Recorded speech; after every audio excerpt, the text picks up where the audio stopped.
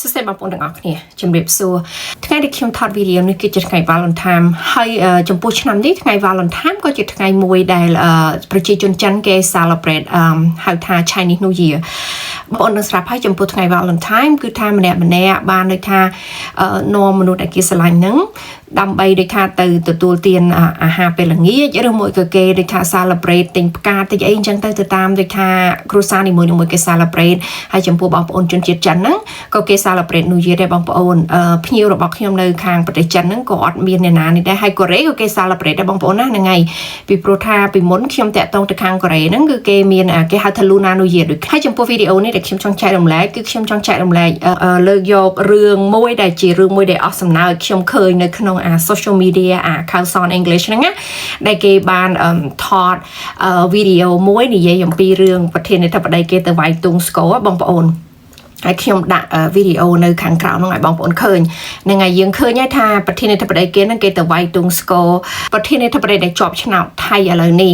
ហើយមើលទៅដូចជាគេ celebrate គេហៅថា Chinese New Year នៅប្រទេសគេដែរឬយ៉ាងណាខ្ញុំមិនដឹងទេហើយខ្ញុំក៏អត់យកចិត្តទុកដាក់ដែរក៏ប៉ុន្តែចំពោះវីដេអូនេះដែលខ្ញុំចង់ចែករំលែកឃើញថានាយករដ្ឋមន្ត្រីនេះគេបានទៅវាយទងស្គរហើយនឹងបងប្អូនឃើញស្រាប់ហើយថាអាឈើហ្នឹងវាផ្លាតមកត្រូវមុខគាត់វិញហើយជារឿងមួយដែលដូចថាគួរឲ្យអស់សំណើចបំផុតពីព្រោះគេដូចជាផ្ទះដៃ celebrate ថាអស់ចាទៅជារឿងមួយដែលថាអស់សំណើចចំការសាយរបស់គេចង្អុលបង្ហាញថាជាការមួយដូចជា celebrate ក៏ប៉ុន្តែចំពោះទស្សនៈខ្ញុំគិតថាវាមិនមែនជាការមួយដែលអស់សំណើចទេខ្ញុំគិតថាពួកគេគិតថាវាជាជោគជ័យក៏ប៉ុន្តែអ្វីដែលខ្ញុំឃើញការទងស្គរនេះគឺជាការមួយចង្អុលបង្ហាញឲ្យជាឧទាហរណ៍មួយដែលខ្ញុំចង់ហើយគឺជាឧទាហរណ៍មួយដែលខ្ញុំចង់ចង្អុលបង្ហាញថានៅពេលណាដែលយើងវាយប្រហារអ្នកដទៃគឺរឿងគឺគេពិតជាប្រកាសណាស់គេនឹងវាយប្រហារតបមកវិញសូម្បីតែស្គរមិនអាចធ្វើអីបានក៏ប៉ុន្តែដូចថាអញ្ចឹងទង្វើដែលយើងធ្វើយើងតែងតែមានគេហៅថា accident ណាបងប្អូនគ្រោះថ្នាក់ទង្វើដែលយើងធ្វើធម្មតាឲ្យបងប្អូនវាតែងតែមានគ្រោះថ្នាក់ពេលខ្លះយើងដើរយើងដួលពេលខ្លះទៅយើងរត់យើងតាក់ជើងក៏យើងដួលហ្នឹង